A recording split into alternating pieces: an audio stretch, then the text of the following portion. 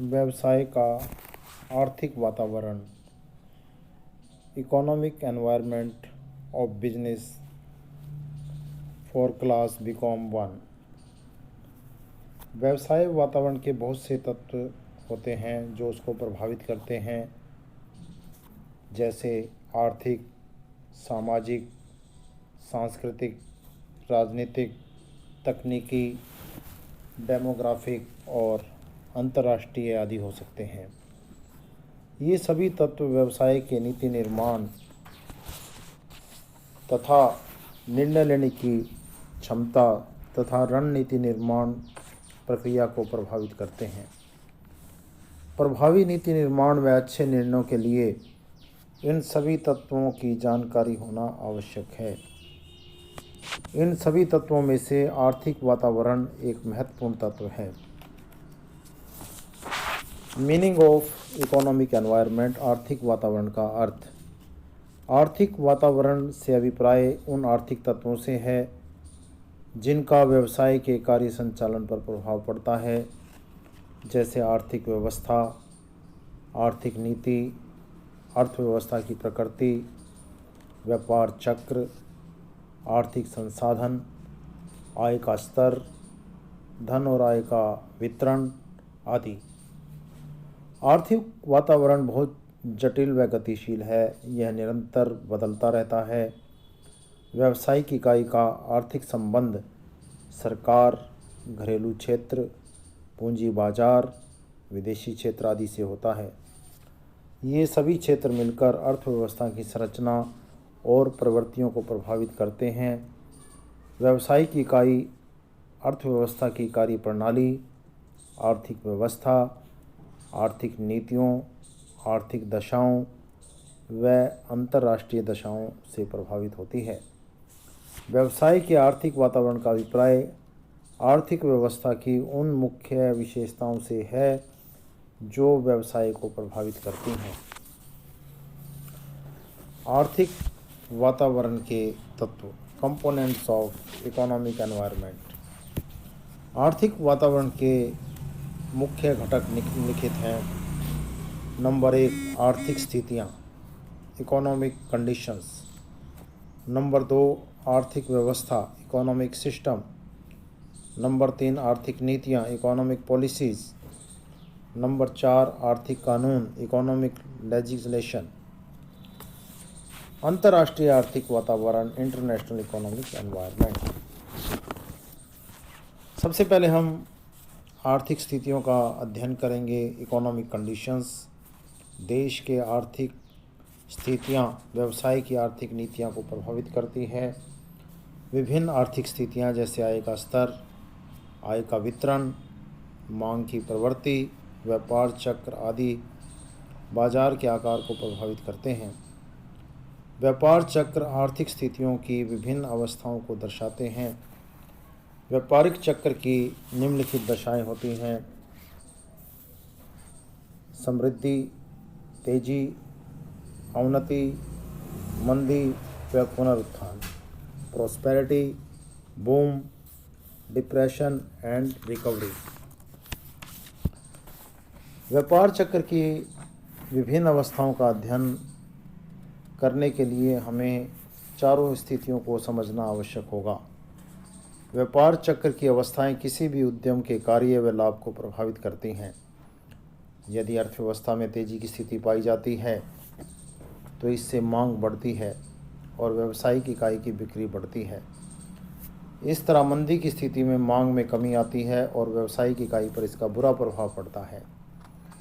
व्यापार चक्र की प्रत्येक अवस्था व्यावसायिक इकाई के कार्य तथा प्रॉफिटेबिलिटी को प्रभावित करती है। आर्थिक दशाओं को मुख्यतः निम्नलिखित तत्व शामिल किए जाते हैं, जैसे व्यापार चक्र की अवस्था, राष्ट्रीय आय, प्रति व्यक्ति आय व आय का वितरण,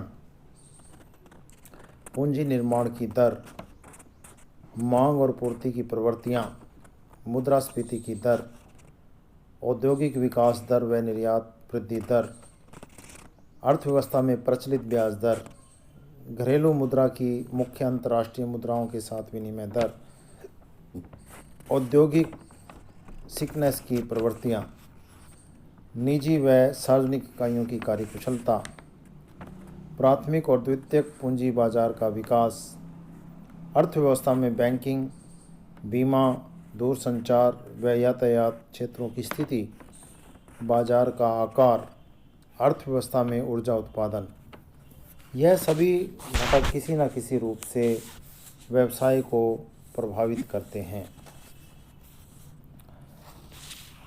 इकोनॉमिक सिस्टम, आर्थिक व्यवस्था या आर्थिक प्रणाली।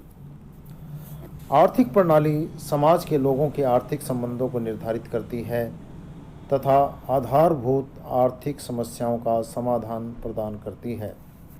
अर्थव्यवस्था में साधनों के स्वामित्व के विभिन्न रूप हो सकते हैं, जैसे निजी स्वामित्व, सरकार का स्वामित्व या निजी व सरकार दोनों का मिश्रित स्वामित्व। उत्पादन के साधनों के ये विभिन्न रूप आर्थिक व्यवस्था या प्रणाली के वैकल्पिक रूपों को जन्म देते हैं। विभिन्न देशों में विभिन्न तरह की आर्थिक प्रणालियाँ पाई जाती हैं। अर्थव्यवस्थाओं में पाई जाने वाली आर्थिक प्रणालियाँ व्यावसायिक उपक्रमों को प्रभावित करती हैं। किसी भी देश में इन तीनों में से एक आर्थिक प्रणाली हो सकती है। पूंजीवाद, कैपिटलिज्म। पूंजीवाद ऐसी आर्थिक प्रणाली है जिसमें उत्पादन के उपकरणों व पदार्थों पर निजी स्वामित्व होता है। उत्पादन केवल निजी लाभ के दृष्टिकोण से ही किया जाता है तथा आर्थिक क्रियाओं में सरकारी भागीदारी नहीं होती। इस प्रकार की प्रणाली को स्वतंत्र बाजार अर्थव्यवस्था, फ्री मार्केट इकोनॉमी भी कहा जाता है। इस प्रणाली में उत्पादकों को यह स्वतंत्रता होती है कि वह किसी उत्पाद का उत्पादन करें और अपने व्यवसाय को चुनने की स्वतंत्रता होती है। इंग्लैंड, जापान, यूएसए आदि राष्ट्रों में यह प्रणाली अपनाई गई है। इस प्रकार पूंजीवाद वह प्रणाली है जिसमें संपत्ति पर निजी स्वामित्व होता है। समाजवाद, सोशलिज्म। समाजवाद में मुख्य आर्थिक क्रियाओं पर सरकार का नियंत्रण होता है तथा सरकार समाज की भलाई के लिए व लोगों को अवसरों की समानता प्रदान करने के लिए आर्थिक क्रियाओं का संचालन करती है। समाजवाद ऐसी आर्थिक प्रणाली है जिसमें उत्पादन के भौतिक साधनों पर पूर्णतया सरकार का स्वामित्व होता है।